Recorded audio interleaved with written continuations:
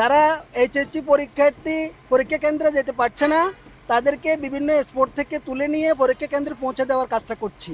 শিক্ষার্থীদের জন্য সুব্যবস্থা, আমাদের জন্য কি ব্যবস্থা আছে ভাই? আমরা তো পানির জন্য কোথাও চলাফেরা করতে পারতেছি না।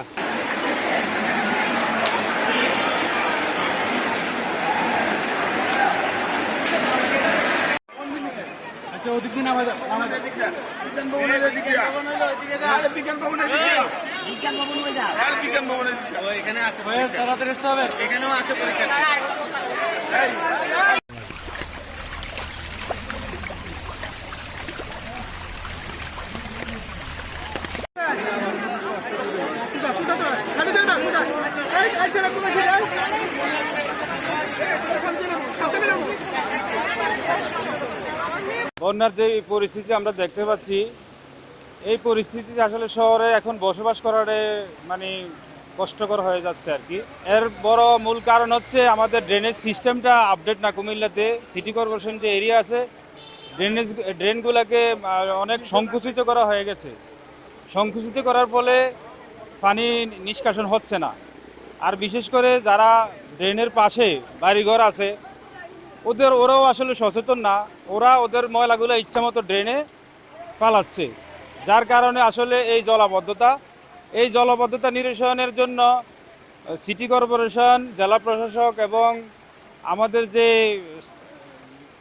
প্রতিনিধিরা আছে, সরকারি প্রতিনিধি, জনপ্রতিনিধি, ওদেরকে এটা ট্রাস্ট একটা হিসাবে, প্রজেক্ট হিসাবে আমার মনে হয় কুমিল্লা সিটি কর্পোরেশন এটা নেওয়া উচিত। না হলে ওদের ভবিষ্যতে কুমিল্লা শহরে থাকাটাই আসলে কষ্টকর হয়ে যাবে আমি মনে করি। আর সচেতন নাগরিক হিসাবে এই শহরের রক্ষার দায়িত্ব আমরা সকলেরই। আমরা নাগরিকরা যারা আছি, আমাদের উচিত হবে আমরা যেন ড্রেনের মধ্যে ময়লা না ফেলাই। আমরা ড্রেনের পাশে যারা বাসাবাড়ি আমাদের আছে, আমরা এই ব্যাপারে খুব সচেতন থাকতে হবে যেন একটা ময়লাও আমরা ড্রেনে না ফেলাই।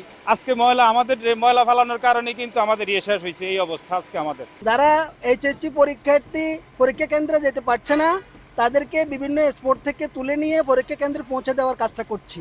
শিক্ষার্থীদের জন্য সুব্যবস্থা, আমাদের জন্য কি ব্যবস্থা আছে ভাই? আমরা তো পানির জন্য কোথাও চলাফেরা করতে পারতেছি না। খুব প্রচুর পানি ভাই। এটা আসলে প্রকৃতির, এটা এখন হঠাৎ কাউকে তো দোষ দিয়ে লাভ নেই। জলবদ্ধতা তো বৃষ্টির কারণেই হয়েছে ভাই, জলবদ্ধতা বৃষ্টির কারণেই হয়েছে। এখন আমাদের দেশে তো কোনো অল্প মেয়াদি সব ব্যবস্থা, কিন্তু বিশাল মেয়াদি ব্যবস্থা করতে হবে। আমাদের এখানে অনেক সমস্যা, এই দেশের অনেক সমস্যা। বৃষ্টির কারণে একটু বৃষ্টি হলে সব পানি উঠে যায়। মেয়েদেরকে পরীক্ষা দিতে নিয়ে গেছিলাম কলেজে, আসতে পারতেছি না আমরা, যে পানি, মেয়েরা কীভাবে পরীক্ষা দিবে এটাই চিন্তার বিষয়।